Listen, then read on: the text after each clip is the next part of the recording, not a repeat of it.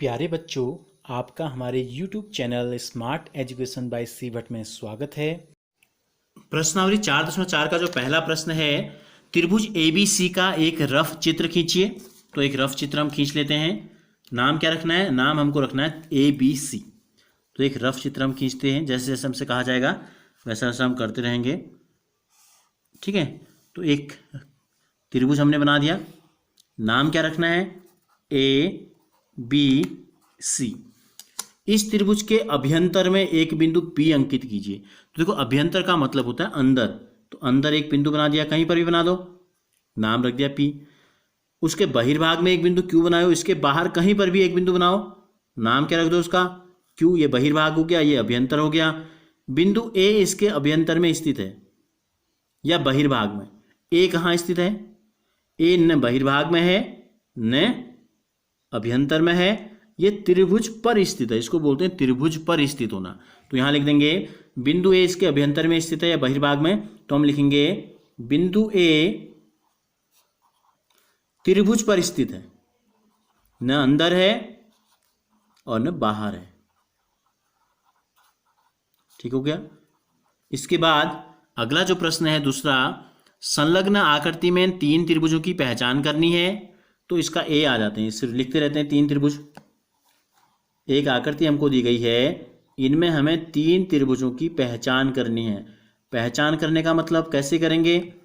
अगर आपके कोई दोस्त हैं, 10 लोगों में आपके 3 दोस्त भी हैं, आप उनको पहचानोगे तो उनका नाम भी बोलोगे। तो ऐसे हम क्या करेंगे? इस त्रिभुज का नाम लेके पहचानेंगे।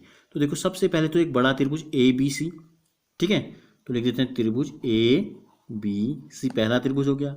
दूसरा त्रिभुज देखो, ये ADB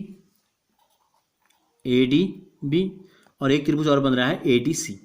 तो तीनों का हमने नाम ले लिया। ठीक हो गया। B में हमसे पूछा है 7 कोणों के नाम लिखिए। तो एक एक करके हम कोण बनाते जाते हैं, नाम लिखते जाते हैं। यहां से शुरू करते हैं। इस कोण का नाम क्या होगा? इसको लेना है हमने, कल भी आपको बताया था, बीच में लिखते हैं। तो ABD, कोण ABD पहला हो गया। दूसरा कोण ये ले लेते हैं, कोण ADB हो जाएगा। जहां पर कोण बन रहा है उसको हमें कहाँ बोलना है? बीच में। तीसरा कोण ये भी कोण ही है, ADC, कोण ADC। चौथा कोण C, तो ACD भी लिखेंगे इसको, कोण ACD। पांचवा कोण ये है, A को बीच में बोलेंगे तो क्या हो जाएगा? CAD, कोण CAD। और अंतिम कोण 7वां जो होगा ये हो जाएगा, A का नाम बीच में लेना है तो B से शुरू करते हैं, BAD, कोण BAD। देख लो, 1 2 3 4 5 6, कितने कहा था हमसे? 7 हमसे कहा था। 1 2 3 4 5 6, और एक 7वां जो कोण है वो इन 2 भुजाओं के बीच का, ये हम लेते हैं। इसका नाम क्या हो जाएगा? कोण BAC। क्या हो जाएगा? कोण BAC। हो गए 7। इस आकृति में 6 रेखाखंडों के नाम लिखने हैं। 6 रेखाखंडों के नाम। तो देखो, यहां से शुरू करते हैं। A से B एक रेखाखंड के ऊपर क्या बनाते हैं? एक रेखाखंड बनाते हैं इस प्रकार से। फिर आ जाते हैं B से D, B से D 2 हो गए। D से C 3 हो गए। B से C पूरा ले लेते हैं, 4 हो गए। C से A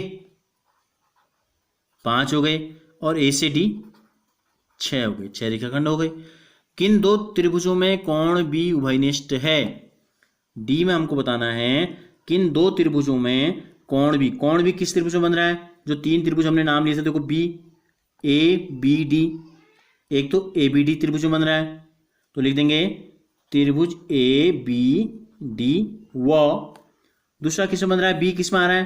देखो, ADC में कहीं पर आ रहा है, ADC में B नाम आ रहा है, कहीं पर नहीं आ रहा है। B नाम किन 2 त्रिभुजों में आ रहा है? इन 2 त्रिभुजों में। तो यानी कि इन 2 त्रिभुजों में B कॉमन है, तो त्रिभुज ABC हो गया, एक त्रिभुज ABC। तो इस प्रकार से त्रिभुज वाली प्रश्नावली आपकी हो गई। त्रिभुज किसे कहते हैं? 3 सरल रेखाखंडों से बंद आकृति जो होती है वो कहलाती त्रिभुज।